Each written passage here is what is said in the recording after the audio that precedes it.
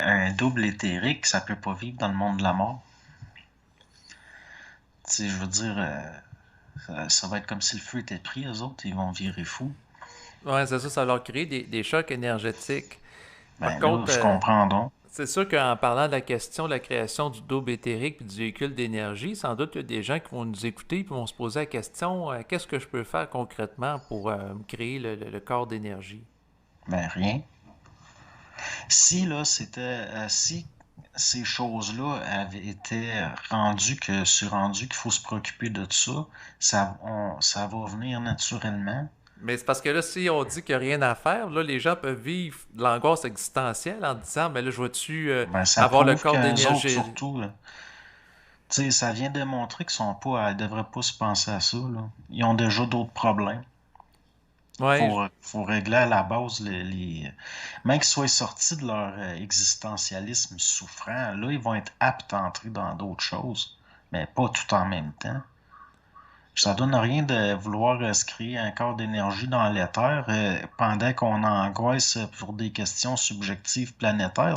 On va se créer un corps pollué. C'est pas intéressant immortaliser ça.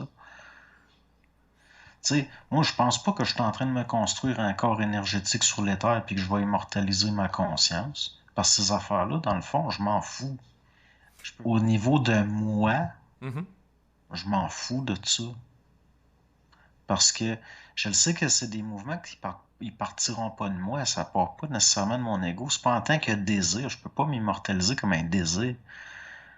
Ça va être un processus naturel qui se fait quasiment au-delà de ma conscience. Je le dire inconsciemment, mais c'est pas vrai, c'est plus au-delà. Donc, personnellement, ces choses-là, en tant qu'ego, je peux pas penser à ça, ça m'intéresse pas vraiment, je m'en fous. J'ai perdu l'idée que, tu sais, comme je te dis, je vais pas courir à ma perte, mais il reste que quelque part, si je meurs demain matin, qu'est-ce que tu veux que je fasse?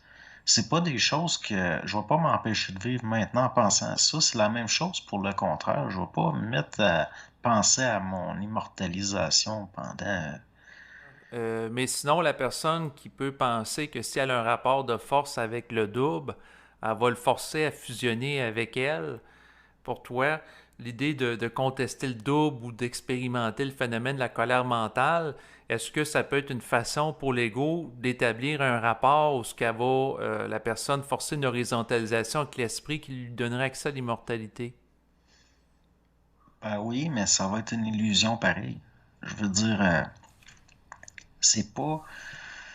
Comment est-ce que l'ego pourrait forcer une horizontalisation avec l'esprit? Si ça arrive, c'est parce qu'il est dans l'illusion psychologique de forcer une horizontalisation, parce que dans le fond, l'horizontalisation, elle part pas juste de lui.